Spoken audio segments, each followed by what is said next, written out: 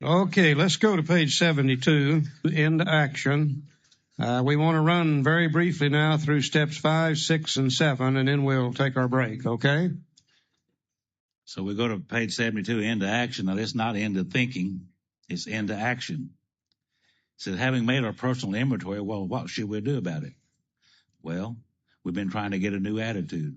Remember, Dr. Jung said ideas, emotions, and attitudes were the guiding force of the lives of these people are suddenly cast to one side. We're trying to get a new attitude and a new relationship with our Creator. And our book said that back on page 45 that the main object of this book was to enable me to find a power greater than myself, which would solve my problem, and to discover the obstacles in my path. And what are some of the obstacles? The resentment, the fear, and the harms done to other people. We've admitted certain defects. And what are these defects? Selfish, dishonest, self-seeking, frightened, and inconsiderate attitudes. We've ascertained in a rough way what the trouble is. We've put the finger on our weak items in our personal inventory. Now these are about to be cast out. This requires action on our part, which when completed will mean that we admitted to God, to ourselves, and to another human being the exact nature of our defects. This brings us to the fifth step in the program of recovery mentioned in the preceding chapter. Now, we know that step 5 says we admitted to God, to ourselves, and another human being the exact nature of our wrongs. But if you'll notice here in the narrative, he said the exact nature of our defects. And people used to ask Bill about this, and we've known 2 ladies that worked with Bill with and for him for years. They both tell us the same thing. People would say, Bill, why did you use the word wrongs in step 5? Yet in the narrative here in the book, you used the word defects. And by the way, Bill, what's the difference anyhow between a wrong in 5, a defect in 6, and a shortcoming in 7? And they both said that Bill would just kind of rear back and smile, and he would say, when I took English and writing courses in college, they taught me not to use the same words over and over. Shows how dumb you are. You know. He said there really are no differences in these things. He said in step 4, we find those things that block us off from God. In step 5, we're going to talk about them to another human being. In step 6, we're going to become willing to turn them loose. In step 7, we're going to ask God to take them away. And he said you can call them anything you want to. A wrong, a fault, a mistake, a defect, a personality flaw, or whatever. And we're going to notice on the next couple of pages that's exactly what he does with them. I followed it up in the 12 and 12. 13 years later, not only does he do it there, but he does it twice as bad as he did in the big book, using these words interchangeably back and forth, all of them meaning identically the same thing. He said this is perhaps difficult, especially discussing our defects. There's that word again. He did it again right there. With another person. We think we've done well enough at admitting these things to ourselves, so there's doubt about that.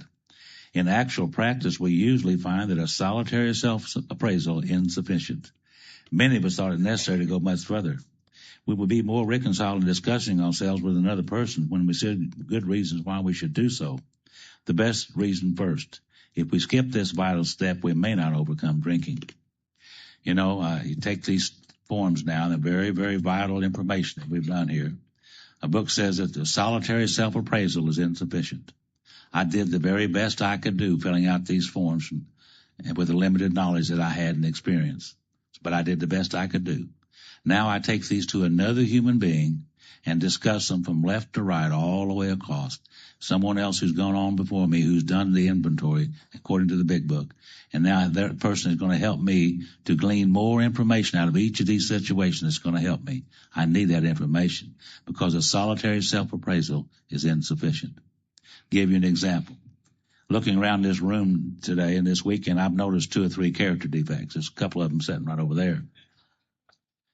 One sitting right here on the front row right for there, sure. Right there. Yeah. Several of them, as a matter of fact. It's real easy for me to look at you and see your defects of character. There's nothing between you and me except air. But it's very, very difficult for me to look at me and see the truth. and see my defects of character, because there's years and a lifetime of rationalization and justification for these attitudes. And I need another human being to be able to look at me objectively and to help me see things that I couldn't see. Because I'm starting out on a brand new lifetime engagement here, and I need all the information and help that I can get to have a very successful life. And I did the very best I could do in the inventory process, but a solitary self-appraisal is insufficient. I need God and another human being to help me see things that I couldn't see. Now, to be sure, we have no contradictions here. Over on page 73, on that first paragraph where it says more than most people, just the sentence before that said, but they had not learned enough of humility, fearlessness, and honesty in the sense we find it necessary until they told someone else all their life story. Now, there's the statement that got us confused about step 4. And we all began to write our life story thinking that would be step 4. But as we can see, 95% of our life story really doesn't have anything to do with our alcoholism. In fact, I was born in 1929. That really don't have anything to do with it. But I tell you what I have done. If I've taken my inventory the way the book says, I've shared all my life story in those areas that really count. Resentments didn't come in my head just today. They've been popping in my head as far back as I can remember. I've shared all my life story resentment-wise. Fears didn't come just today. They've been coming in my head as far as I can remember. I've shared all my life story fears-wise. The harms I've done to other people, I didn't hurt them just yesterday. I've been hurting people as far back as I can remember. My mother said to me one time, she said, Charlie, you were the meanest kid I ever saw. She said, I had a little problem loving you myself. You know, when mama don't love you, you're pretty bad off. Yeah.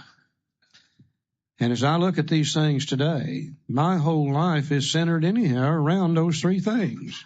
Those resentments and those fears and those harms I've done to others. So I don't have any quarrel with that statement at all anymore. If we've done our inventory, the way the book says, we've shared our life story. Now here's why we really need to share this with another human being. More than most people, the alcoholic leads a double life. He's very much the actor.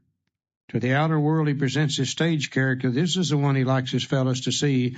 He wants to enjoy a certain reputation, but knows in his heart he doesn't deserve it. A practicing alcoholic is trying to live 2 lives. You know, we've got a conscience. Whenever we're sober, we try to live like people are supposed to live. But when we're drinking, since alcohol lowers the inhibitions, God, we do things that we would never think about doing sober. We're living 2 lifetimes when we're a practicing alcoholic. The inconsistency's made worse by the things he does on his sprees. Coming to his senses, he's revolted at certain episodes he vaguely remembers. These memories are a nightmare. He trembles to think someone might have observed him. As fast as he can, he pushes these memories far inside himself. He hopes they will never see the light of day. He is under constant fear and tension, and that makes for more drinking. You know, let's face it, we alcoholics have become the world's greatest con artist. You have to be. You couldn't live as a practicing alcoholic if you didn't learn how to lie, cheat, con, manipulate, steal, whatever is necessary. And I think the one we have to con the most is ourselves. I don't think we could live with ourselves if we had to really see what's going on when we're drinking. But see, we got a little thing called resentments, and we use those resentments to transfer blame to others, and that way we could live with ourselves. Now, if you've been doing that for 5, 10, 15, 20, 25, 30, 40 years, you come to AA and you take step 4. You be just as honest as you can with yourself, but let's face it, we can't be honest with ourselves. I now need to take my inventory, take it to another human being, one who's walked this walk before me, who understands 4, 5, 6, 7, 8, and 9 according to the big book, and have them help me see those things I can't see about me. Now, they're going to change anything in column 1. Not going to change anything in column 2. They'll probably change some things in column 3. You know, one place I said this was caused by the sex instinct, and he said, no, it isn't. Said, you're just trying to build your self-esteem. That's all you're trying to do. In the 5th column, one place I said this was caused by fear, and he said, this is plain damn dishonesty. That's all this is. He helped me see things I couldn't see. We're getting ready to start a lifetime-changing process. We need to be sure that we're trying to change the right things so we can have peace of mind in the future, and we just can't see it by ourselves. Now, I know confession is good for the soul, and I know if you belong to a denomination that requires it, you ought to go do that. But I still think you ought to take your inventory to somebody in AA, preferably a good sponsor if you got one that knows the program. The main thing is, do they really know the program? If they do, they can help us. If they don't, then all we're going to get out of it is confession. We need more than that. Page 74 tells you how to pick somebody. That is not valid today like it was in 1939. In 39, the first person out here in California that got this big book didn't have any other AA members or any sponsor. And it was difficult for them to find somebody to do step 5 with. That's what page 74 deals with. But today, there's plenty of good people out here in California that understands this program, that have worked this program, that have walked this step before. That's who we need to select to take step 5 with. Hopefully, it'll be our sponsor. Page 75 tells us how to do it. See, when we decide who's to hear our story, we waste no time. There's that time factor again. We have a written inventory and I'm prepared for a long talk. We explain to our partner what we're about to do and why we have to do it. He should realize that we're engaged upon a life and death errand. Most people approached in this way will be glad to help. They would be honored by our confidence. I'll never forget when I called my sponsor, Franklin. I said, Franklin, can I come over this weekend and do my inventory, do my 5th step? He said, sure, I'd love to have you come over. So I went over there to Olive Branch, Mississippi, and I sat down there with Franklin that evening, and I said, well, I've got it all prepared here, and you've helped me a lot, and I appreciate it. He said, yeah, I know you do, and I'm ready to get started. He said, but first of all, let's you and I do the 3rd step prayer together. That's the kind of sponsor I had, and we asked God to be with us during this process. And we did that, and we set about looking into this inventory process, and Franklin helped me see things that I couldn't see. I shared these things with him from left to right all the way across, and he asked me questions and helped me see things that I couldn't see, shared with me some of the things that happened with him and how he could see things, and it helped me a whole lot. It helped me a lot. And then after that weekend was over, where the book said we pocket our pride and go to it, illuminating every twist of character, every dark cranny of the past. Once taking this step withholding nothing, we are delighted. Now we see the results. Some more promises. We can look the world in the eye.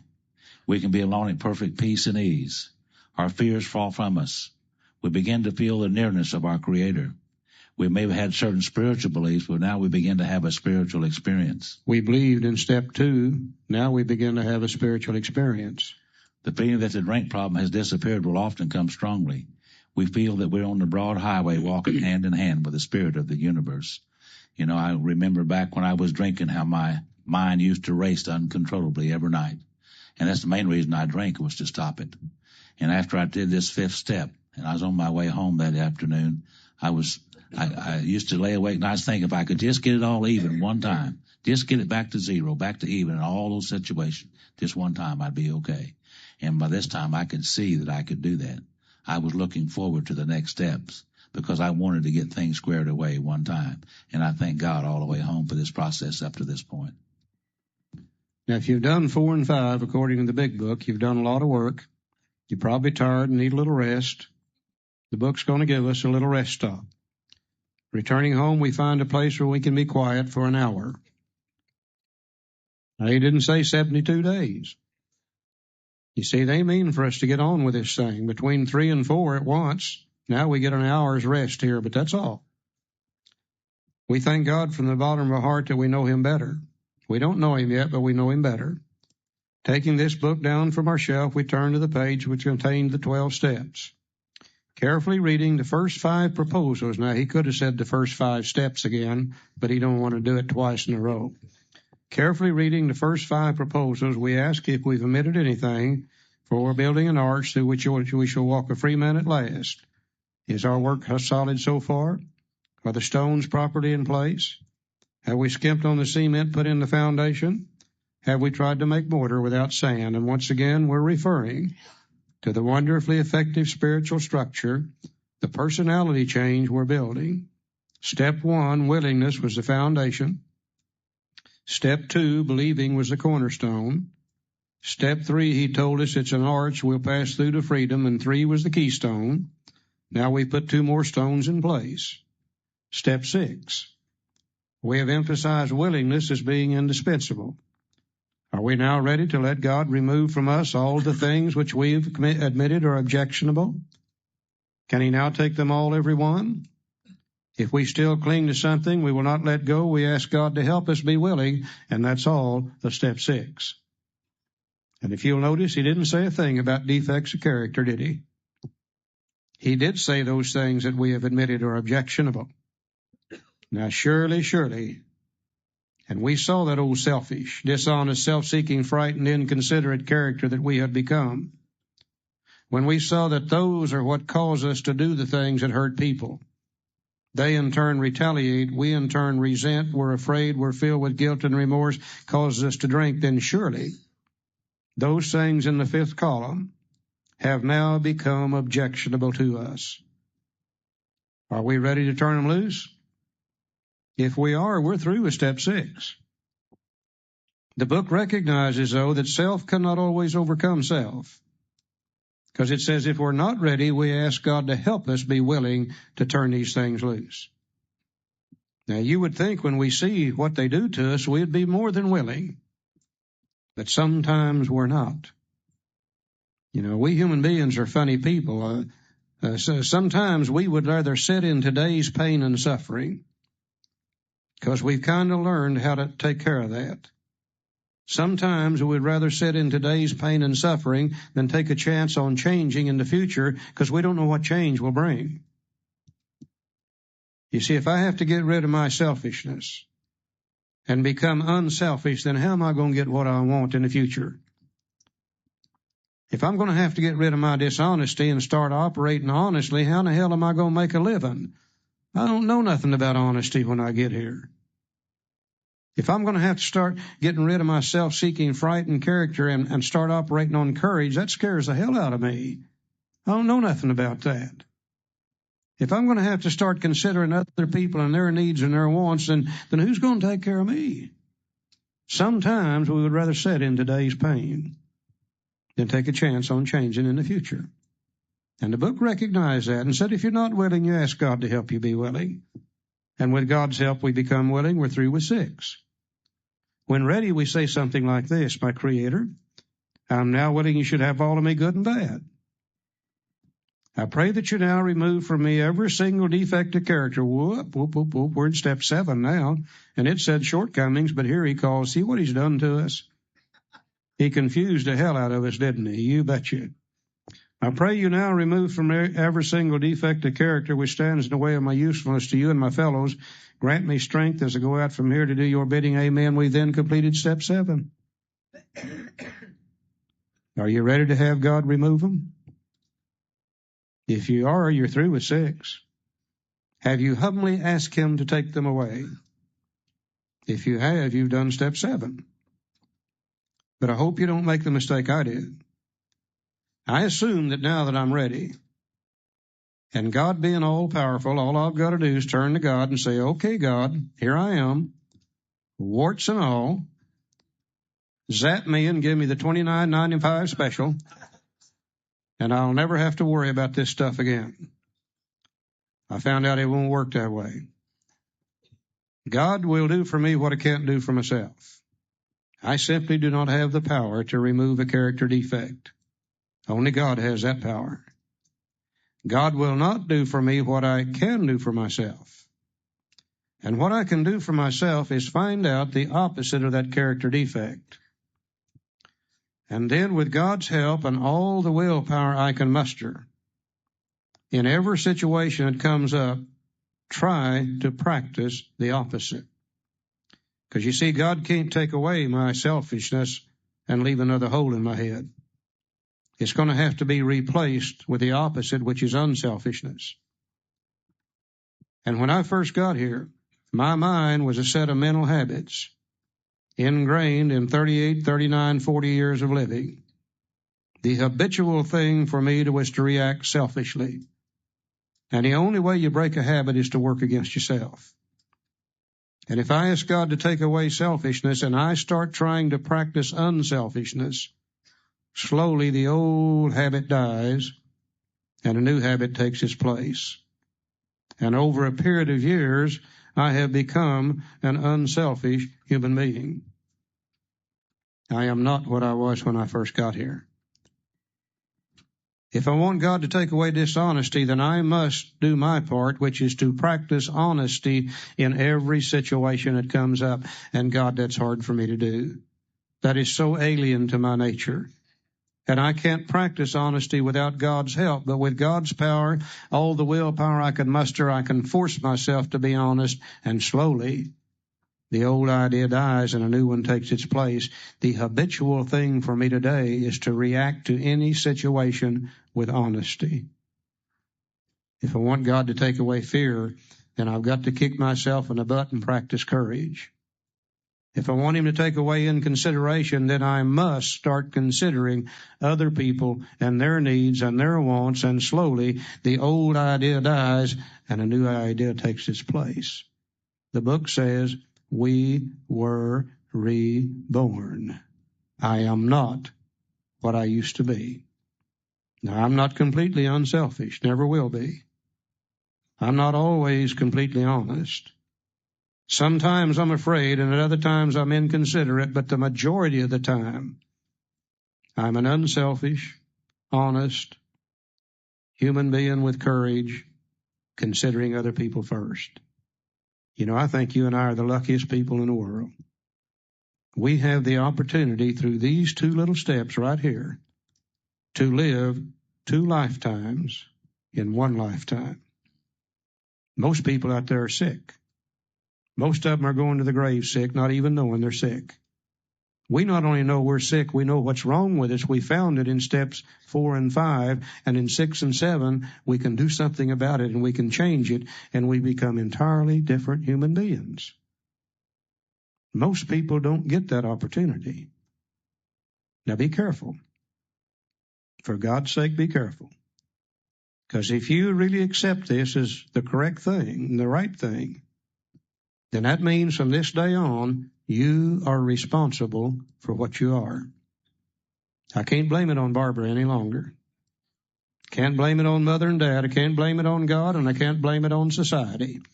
If I stay selfish, dishonest, self-seeking, frightened, and inconsiderate, it's got to be because that's the way I want to be. I no longer have the luxury of blaming it on others because I don't have to be that way. And you know what I found out? I found out that when you become unselfish, people start kind of liking you a little better than they did before. I found out when you start becoming honest, well, hell, you feel better about yourself. That's the way you build self-esteem, is to do the right thing for a change. I found out when I practice with courage and operate on courage instead of fear, I do things that makes me feel better. And I quit doing things that used to make me feel so bad. Well, I found out that there's real pleasure in considering other people first and giving to others before you take for yourself. I didn't know that. How in the hell could I know that? I'd never been that way before.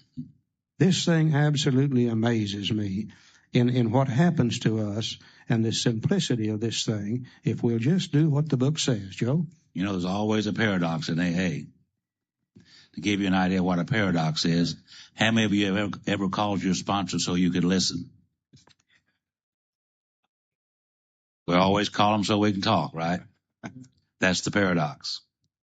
And the paradox here in these 2 steps is that they use the doctor's opinion in the first 4 chapters to do step 1 and 2, 3.5 pages for step 3, 8 pages for step 4, 4 pages for step 5, and a whole chapter devoted to working with others. The paradox is that 2 of the biggest steps in all of Alcoholics Anonymous is on 2 little paragraphs, 6 and 7. And these are the tools of change. These are the tools of acceptance. A lot of people talk about just run around accepting things. I accept this, I accept that. Well, I can't do that. Acceptance comes after some actions. 6 and 7, the acceptance comes after the actions of 6 and 7. You know, there's a story in another book about this guy named Judas. Judas could not accept what he had done. And what did he do? Killed himself. That's the importance of acceptance. And you can't accept anything unless you take some actions. And he didn't do steps 6 and 7, didn't have them. And the other story is that there's a story in this other book about this guy. His name was Saul. Saul was riding his ass on the way to Damascus. Big bolt of lightning come down, knocked him off his ass on his ass. That's the way I read him. He gets up and he dusted himself off, and this big voice come out of the sky and said, Saul, can we talk? Yeah, we can talk. What do you want to talk about? Had to get his attention, didn't he? Maybe alcoholism had to get our attention. And he said, yeah, Saul, you've been a very selfish individual, and you've harmed a lot of people, and you're very resentful and angry, and you've harmed a lot of people by those attitudes. And he said, I want you to quit doing that. And he said, well, how do you quit doing that? He said, well, do these things. And if you'll do that, then you'll make a change. And when you change, then we'll call you Paul. Well, he did those things and became Paul. Now, we know that Paul was one of the greatest writers the world's ever known. And in the town of Corinth, they asked Paul one day, said, Paul, said, what is the secret to living? And he said, the secret to living is daily dying. The old Saul had to die so the new Paul came alive. You see, 6 and 7. And when time I got to 6 and 7, I could see what I had become as a result of the previous steps. And I didn't like what I had become. And a little doubt crept in my mind. Can God really change me from what I have become to what he intends for me to be? And then I had to reaffirm and rethink about this idea. On page 53, it said, God either is or he isn't. He either can or he can't. What was my choice going to be? And I chose to believe that he could. The tools of change, to change from what I had become to that which God intended for me, 6 and 7. 2 of the biggest steps in all of Alcoholics Anonymous. Now, just before the break, I want Joe to tell you one little story about buying some salad to show you practicing this thing. I was hoping he wouldn't do that to me this morning. A few years ago, I went into the grocery store to buy some salad and some stuff to fix for a salad. That night was having steak, and I went in there and bought this stuff and came back up to the register, and I was going to pay up, and I gave this lady $10, and she took the $10 and stood right there and counted me out change for a 20. And I watched her do it. And I picked up that money and I put it in my pocket, and I got out of my car and I sat there and I said, well, you big dummy. You sold out for $10. I thought it was worth more than that. You know, I'm glad it wasn't less than that. And so I took the money back in there and I told the lady, I said, you know, I'm a member of a fellowship that requires me to be honest. You gave me too much money and I want to give you this $10 back. And she said, you know, I never heard of a fellowship like that. I said, well, I hadn't either until a few years ago. So here's your $10 back.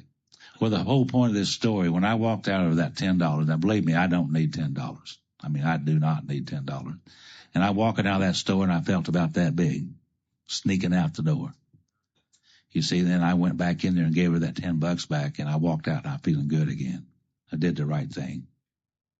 And if you practice that enough times, the next time she gives change for a 20, you do it right there. You don't even go out the door with it. That's what we're talking about when we change, and only we can do it. Only we can slay ourselves with God's help and become different human beings. So if you stay dishonest, self-seeking, frightened, and inconsideration, must be because you want to.